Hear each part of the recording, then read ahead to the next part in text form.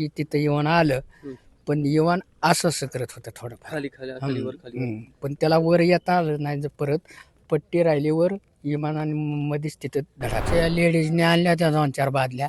पण गाडीच पुराणा म्हणल्या बादल्याचा काय दम आहे. बर. मग तरी एक गाडी संपली तरी इजलं नाही. काय पाडलं त्यात जोराने जाळाने काहीच दिसत नव्हतं तर काय बघणार आहे बर. आम्ही. काही लोकांचा आवाज चिरकण्याचा किंवा असं नाही काय? काय सकट नाही कोपण नाही केलेलं.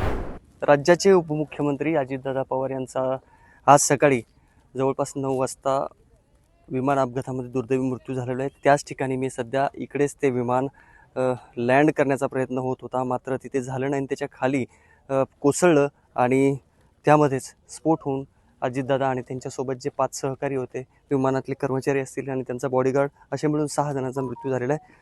या काकांनी जो अपघात झाला, जे विमान कोसळलं, अनेकांच्या मनात प्रश्नांचं काहूर आहे की विमान नेमकं लँड कुठे करत होतं, घसरून पडलं का, किंवा ते तिथे शेजारी तार दिसतो त्याला काही टच होऊन काही झालंय का, ह्या सगळ्या प्रश्नाची उत्तरं मी काकांकडून घेण्याचा प्रयत्न करणार आहे.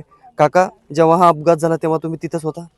जेव्हा अपघात झाला तिथे जवळ नव्हतो पण आसपास होतो इथं. आसपास म्हणजे दिसत काकांचं होतं. घर अगदी दिसत 50 मीटरच्या अंतरावर आहे. हा काका, तुमचं नाव सांगा सुरुवातीला. राघव मारुती आठवडे. काका, तुम्ही काय पाहिलं नेमकं? ते विमान वर जायचा प्रयत्न करत होतं? विमान नाही पहिल्यांदा आलं. हं. ती झाडं दिसतात तिथनं आणखीन गरकी मारून आलं. म्हणजे या ही रेल्वेच बरं, हां. रेल्वेत आणखीन गावात गेलं. गाव परत माघारी आलं. परत आल्यावर मी असं आता म्हणून मी नेहमीप्रमाणे गावात जायचंच होतं पण ह्या वाटेने असं निघायचं की तिथं येऊन आलं.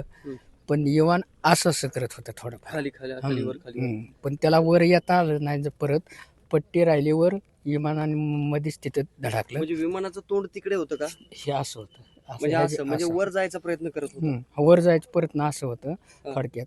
मग त्याला ते वर जाता नाही आलं. तिथं धडकल्याबरोबर पोट झाला. खाली वर म्हणजे ते जे याचं दिसतं रनवेचं ते जे टोक दिसतंय त्याला धडकलं का ते? हा त्याला त्याला धडकलं खाली पडलं. बर. आणि हा. पडल्यावर 12 असा मोठा असं झाला वीज पडल्यासारखा ब्लास्ट झाला.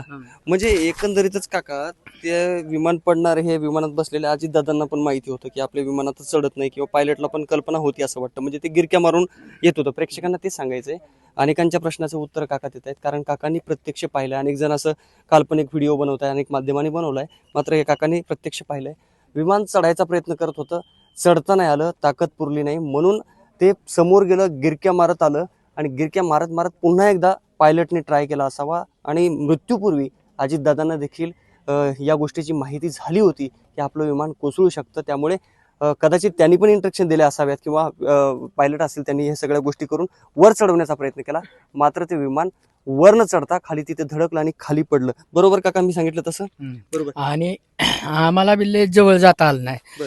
कमी जास्त त्या 10 पट्टी ते ती माणसं उभा राहिल्यात त्याच्या उंच 10 फूट होऊन जाळ चालला होता. बर. मग आम्ही जाऊन कितीला जवळ जाणार हाय लागणार तरी कमी जसं आम्ही 50-60 फुटावर लांबच होतो. बर. काका, किती खालून जात होतं बरं विमान? विमान त्याला काय ते थोडक्यात वरनं 10 फुटावर धडकले. फक्त 10 फुटच वर उंच उडत होतं का विमान? उंच राहिलं तर वर पट्टीवर जायचं. म्हणजे अवघं 50 ते 60 फूट उंच असावं, इतकंच विमान उंच होतं. मगाशी काकू सांगत होत्या की मुलांनी हातात पकडावं असं विमान जात होतं.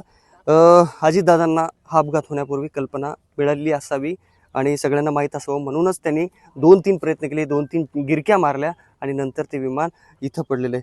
काका, पुढची गोष्ट जाणून घ्यायची, तुम्ही काही पाणी टाकायचा किंवा वाचवायचा कसा प्रयत्न केला? आमच्या लेडीजने आणल्या त्या 2-4 बादल्या. पण गाडीच पुराणा म्हणल्या बादल्याचा काय दम आहे. मग तरी एक गाडी संपली तरी इजलं नाही. किती मिनिटानंतर आली होती पहिली गाडी? पहिली गाडी 3 ते 4 मिनिटात आली.